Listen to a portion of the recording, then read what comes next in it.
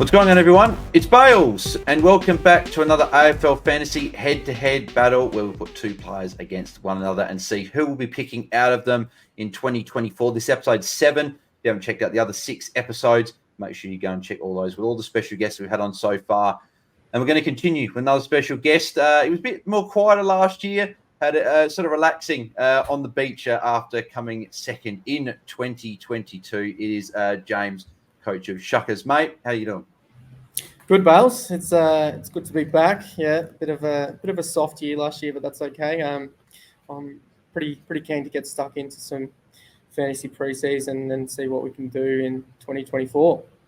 Yeah, mate. I'm keen as a bean, and I'm keen for this head-to-head battle because it's my boy. It's Lairdy. Andrew Brayshaw and Rory Laird is the head-to-head battle today. So they are two of the you could say a little bit more value if you're looking at two value players in that sort of uber premium status, being with Andrew Brayshaw priced just under $1 million at $996K, and then Rory Laird priced at $986K. So you're probably sitting there thinking, oh, Bales is going to take Laird. No, I'm actually giving Laird to Brayshaw. So I'll just stuff that up. Giving Laird to James, and I'll be taking Brayshaw. And I'll be giving you my thoughts on Brayshaw because everyone knows what I think of Laird. So there's no point sort of going over that again. So I'll start with Brayshaw. So Andrew Brayshaw coming in this year, as I said, just under $1 million. And last year, and I say little, and I mean very, very little down from his average in 2022. So he averaged, I'm just getting his exact number up here. He averaged 110.3 in 2023, sorry. And in 2022, he averaged 112.4. So he's only went down a couple of points. So it's not a lot. But when you're looking at value in terms of these uber premium guys, there's a bit of a narrative here that I can paint for you why Brayshaw, I think, could be a bit of value. So we heard at the start of last year for the first sort of 4 to 6 weeks of the season, he was carrying a bit of a knee injury. So that was limiting his scoring. So even when you look at his scores in the first 6 weeks, he did have 3 scores out of his first 6 were over 100, but he had a 72 in round 5 there, and all the hundreds he scored, his high scores are 120. So we didn't see any of those big ceiling scores that we know Brayshaw's capable of. It was from round 7 onwards where we saw the real Brayshaw, where he averaged over 113 points from that point on. Obviously highlighted by that 157 he scored against Hawthorn in round 8, when a couple of people actually did jump on him, which was very good. But the main thing you're pointing out here is that he went 3 times in the first 6 weeks under 100. After that point, he only went twice under 100, which was 2 90s, a 97 in round 17 against Carlton and a 91 against Sydney in round 19. So two of they're not really easy teams to score against Carlton and Sydney. So yeah, if you're telling me that a guy's floor is 90s in the year, that's right up in terms of those top couple of scorers. So I've said I did a write-up for the Hat Chat boys on their Instagram. If you haven't checked that out, make sure you guys do check that out. And also did a write-up for the Deca DT, which is actually, it would have been written up by the time this video gets released, but I haven't actually written it yet, recording it. So when you guys read that, you understand why I'm bullish on Brayshaw. And I think he could potentially be the number 1 scoring player this year. I think he's got the upside. He's got the all-round game to potentially do that. So, James, I'll throw to you now. What do you think with Brayshaw heading in 2024? Are you similar to me? Do you think he could really be up amongst those top couple of scorers and improve on what he did last year? Or do you think he is that sort of that 110 guy and maybe that he is going to be about the same this year? No, I'm bullish on Brayshaw this year. I do have a bit of a soft spot. It's a big reason why I was able to finish second a couple of years ago because of that massive 180 he dropped in round 2. So I do love him. He's a great footballer. We did see last year Sarong evolve, almost become the number 1 guy in there for, I reckon, a 6 to 8 week patch where he kind of took the mantle of the Fremantle midfield and, deservedly asked for the tag from opponents. I think, Brayshaw's got that mix of in and out, whereas Sarong is just your inside player. So if you are going to tag, I can justify or really see the reasoning behind why other teams will go to Sarong. And if that happens, then we can expect to see a tick up from Brayshaw. I think he does have capacity to go 120. I don't know if that's what he'll actually do or not, but just with, probably losing the tag, or except, he probably will not get as much attention because of the evolution of Sarong. I think there is a few points baked in of value into his price at the 110 mark. Yeah, I agree. I think, Sarong really broke out last year into that sort of one of those best inside mids in the competition, just his work in and around the contest. And Brayshaw's got that sort of he's got a little bit like that LDU type where he can do it on both the inside and the outside. And we've seen a lot of players like that, like Bonts like that, Dawson, like all these guys, Clayton Oliver, like all the top mids can do it inside and outside. And that's why I think Brayshaw can take it to another level again and go that way at 115, potentially, and even, as you said, push that 120 mark. But the other positive with Brayshaw, and I want to get your thoughts on this as well, is that obviously me and Mini Monk spoke about this with the Port mids. That round 13 bye has only got Port Adelaide and Fremantle, and obviously Brayshaw has got that bye, which is great because they're the only two teams on the bye, while also not having a bye in the first 6 weeks. For you, does this add even more incentive as to why Brayshaw is a good pick in 2024 because of the fact that he doesn't have an early bye and he's got that really good bye in round 13? A little bit, yes. Not a whole lot. It wouldn't be a deciding factor as if I'm going to start with a player or not. It's nice that they're on the round 13 when, like you said, there's only Port and Freo there. But it wouldn't, if I'm weighing up between one of Brayshaw and Laird, that wouldn't swing me either way. I'm still picking the player I think is going to average the most or has got the most value from where they're priced at. It just so happens these two are only 1 point different in price. But it is a nice little bonus you get. Yeah. I guess the question I have for you, because I'm obviously head-to-head against Brayshaw today. Yeah. We saw Hayden Young come into the midfield in the back 5 weeks of last year. Now, I find this very similar to the the Gold Coast midfield. So you've got Rao. Rao's your in and under gun. He's your contested winner. So that's the Sarong of Fremantle. Then you've got Took, who does everything. Gets on the outside, gets your +6, uses the ball, tackles, very similar to Hayden Young. And then you've got Noah Anderson, wins it on the inside, spreads, and he's like your playmaker, like the Brayshaw. Everyone thought Anderson, last year was going to go bonkers, go to the 110. I don't know whether he actually regressed, but he definitely didn't improve when that happened, when all three of them were in there. Is there too many mouths to feed when you've got three guys in the midfield? I don't. Can we have all three averaging over 100 with two at 110? I don't know. Who's the regressor?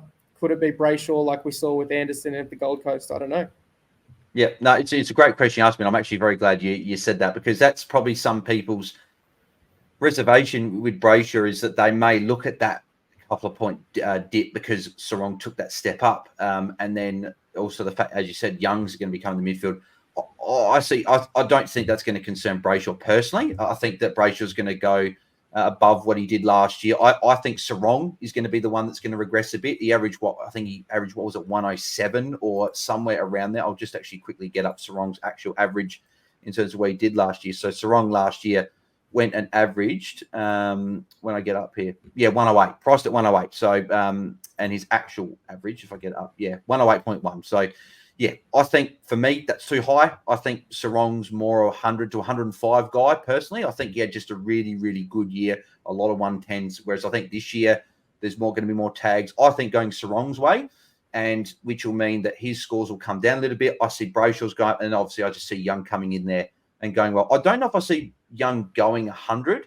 It'd be interesting to see when I chat through Young in one of the episodes coming up in the head-to-head battle. Stay tuned for that. I don't know if I see him quite going 100. I see him going more that 95 to 100. Can obviously push 100 and maybe even go over. But I think Brayshaw is going to be the main beneficiary this year of all the free mids. Are you agreeing with that? Is that how you see it? Yeah, I do agree. I was playing devil's advocate. I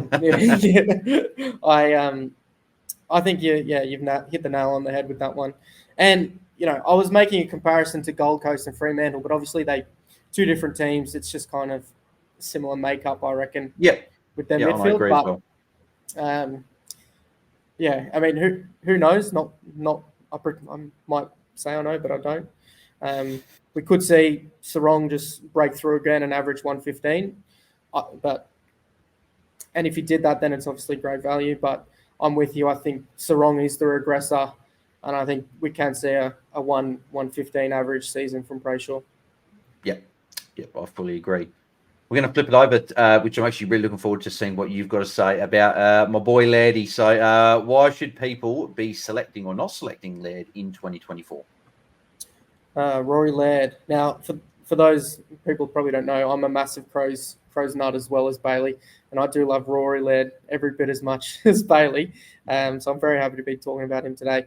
Now, when we're looking at the two, Brayshaw versus Laird, Brayshaw's at 110.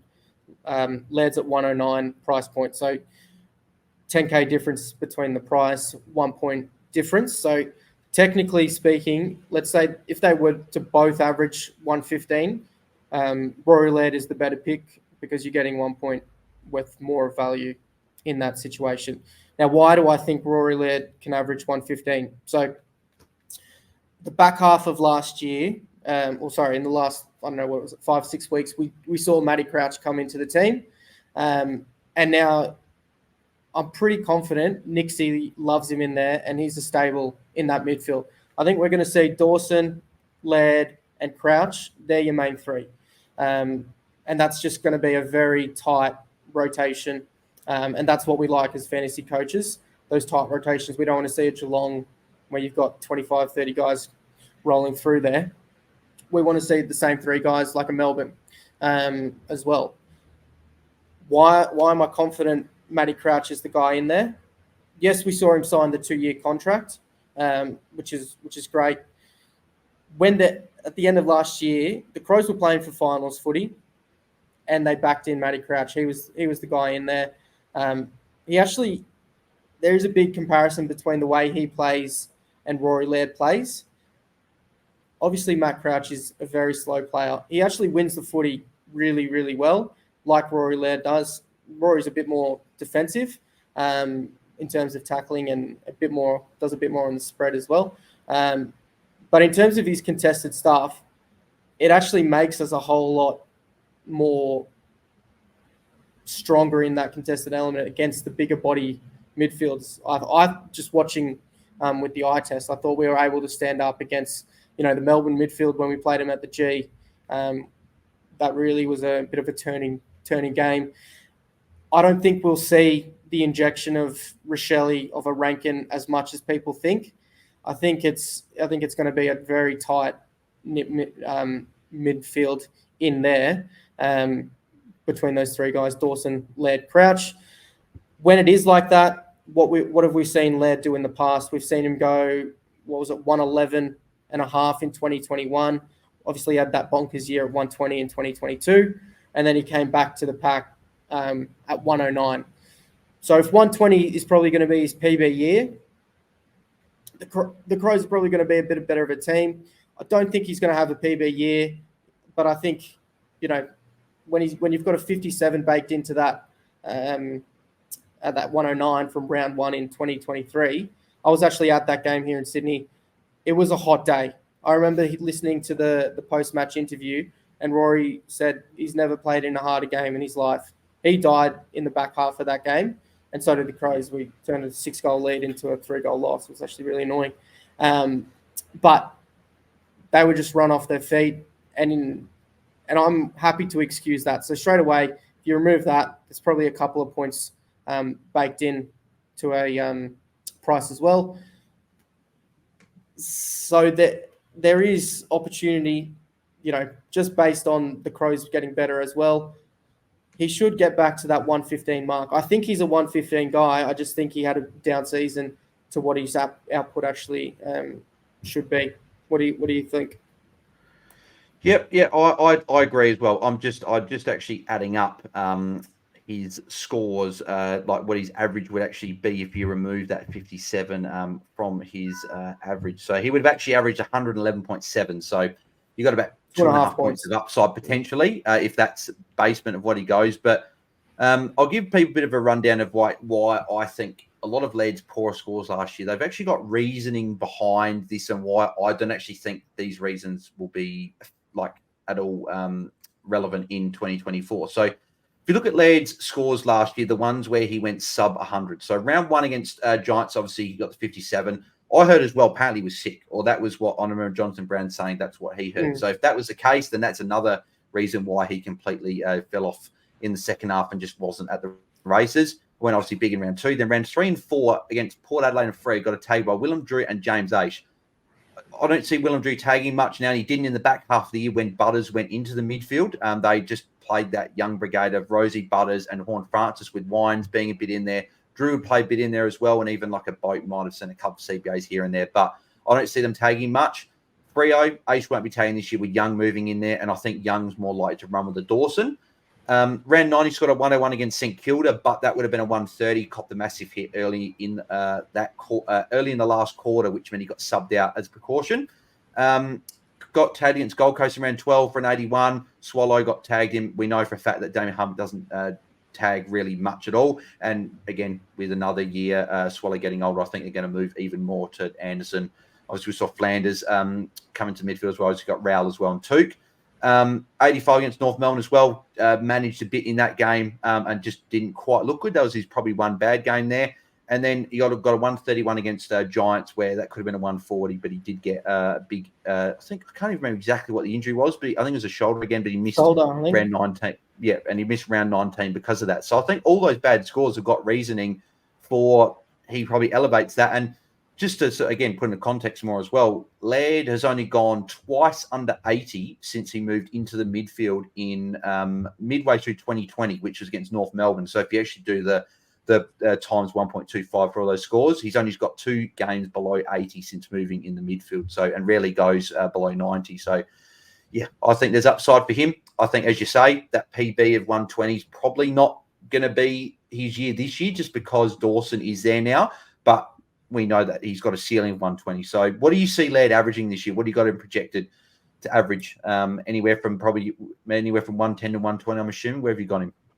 I've got him 113 to 116. So I like to do my projections on a 3 to 5 point split. I do see some upside in there, just based on the fact that I think Crouchy will be stable in the midfield. We saw just getting up his scores when Crouch went in, because I think from memory, Crouch came in for that round 19, like you said, when he was injured, and then they played together through the end. So he went 115 with him in, 102, 126, 118, and 110. Not sure what that averages out, but it sounds like it's about 115 off the top of my head. A small sample size, yes, but it's big enough that I'm comfortable to run with a 115 average. So I'm not sure what you said Brayshaw is going to average, but if they both average 115, Laird's the better pick because you've got 1.1 points worth of value. So I think I win. Yeah, and there you go, mate. You got pretty much bang on as well. Average 114.2. Rory Laird in the last 5 games of the season with Crouch in there, and we saw Dawson took a little bit more of a regression there with Crouch, but I talked about that with Jake in a couple of episodes ago. I think that just had more to do with the fact first real big season in the midfield for Dawson, captain. I think it just probably he gave a few free kicks away as well at the end, which wasn't quite like him and what he's been in his career. So I think Dawson will be fine, and we talked about that in the other. So make sure you do go and check that out against Bond. But time has come where we're going to pick who we would start with out of the 2 players, and then I'll ask you about who you've got out of the 2. So James, who are you picking in this head-to-head battle out of Andrew Brayshaw and Rory Laird? I think now it's so close, isn't it? Especially when you've got them projected to go neck and neck. I think I'm going Rory Laird just based on the price point, but it's 51.49, if not 50.5 to 49.5. Yep, I agree. You're going Laird first. Shock me. No. But I'm picking Brayshaw out of the 2. I'm taking my complete bias out of everything here. I think that the because they're so close, and I do agree, I think it's pretty much 51-49. Like I think both are great picks this year. But I think that the round 13 bye is a good thing to have for Brayshaw. But I've also sort of said to a few people as well that I think Brayshaw could be the number one scoring player in the game this year. So I've sort of got to back in what my gut is telling me about that and thinking Brayshaw's going to go there and pick Brayshaw. But in saying that, I've got both in my team. I've currently got Brayshaw M1, Laird M2. Have you got either one of these guys on your side, or have you got both? No, that's fair enough. That's fair enough. If you're backing him in to be the number one scorer, you gotta kind of put your neck on the line at some point. I hope people listen to that and go, no, good on Bales. He's not using his heart. He's actually like putting a bit of like thought and sort of knowledge a little bit behind it. So hopefully people respect that. But yeah, so who have you got out of the two on your side? Have you got any of them, or have you got both, or neither? Yeah, I'm very similar to you. Brayshaw M1 currently, Rory Laird M2 for me. So both in the team, which is why it's a 50-50 call for me at the moment. Yeah. I don't know whether they're both going to stay there come bounce in round one round one. But at the moment they're both in. I do like them both. Like I said, they've both got, in my eyes, a few points worth of upside. You can spend bunch of your cap and get some uptick. So I think they're both pretty good starting options at the moment. Yeah, I fully agree. Very, very good points there. But that'll do it for the head-to-head battle today. Let us know in the comments below what you guys think of the head-to-head battle between Andrew Brayshaw and Rory Laird. Are you starting either of them in your side? Let us know your thoughts on both of them in the comments below, and any other general questions you've got in the chat. Let us know. If you did enjoy the video, do make sure you do leave a like. It does help the channel. So do it right now. If you're just watching, just press the like button out. It really does help out the channel as well. And also make sure you do subscribe to the channel on our way to 2,000 subscribers. Our big next goal is 1,500, but 2,000 is the goal by the end of the year. So make sure you guys do go and subscribe. But James, mate, before I do, also make sure, hang on, I will throw to James first. Sorry. And people hear this in the podcast as well. I can't be bothered editing this little bit out. But James, mate, thank you very much for jumping on. Where can the people find you on the socials, and what can people be expecting from you in 2024 with fantasy? You can find me at Shuckers Fantasy on Twitter or X, whatever it's called. I don't know what they can expect. Maybe a few posts here and there, a few little comments if I'm up to it. Hopefully they get another hat. That's what another photo of another hat come the season ends. But fingers crossed, we'll see what happens. But it's pretty bloody competitive out there these days, and I think anyone really in that top few K, it's you're doing pretty well. Yeah, fully agree with that. Hopefully I'm joining you, and hopefully I get my first hat. That'd be very nice. But yeah, and what I was going to say before I went to James, but now I'll put it in there. If you guys are listening to the podcast, because this is also going to be available as a podcast a day later than the video, make sure you go and listen to that as well. If you want to listen to it twice, feel free. Go and listen to it on the video one day, and the next day you go listen to the pod. And also make sure you please give us, or if you can, a 5-star rating and review. That'd be very much appreciated. It does help our channel get it known to everyone else if they want to listen to the pod. And obviously me and Tim back behind the mics, and really ramping up for pre-season. So looking forward to it as well. I'm at Bales DT on the socials. Make sure you go and follow me across all of those. And in the next episode, I've got another special guest. We've had one of his fellow podcasters on one of the episodes. And we're going to him, and we're going to be talking about a couple of midfielders that went big 2 years ago, and now they're looking potentially to bounce back to that in the Uber Premium status. So looking forward to that chat. But until that episode, we'll catch you guys in the next one. So catch you later, guys. Cheers.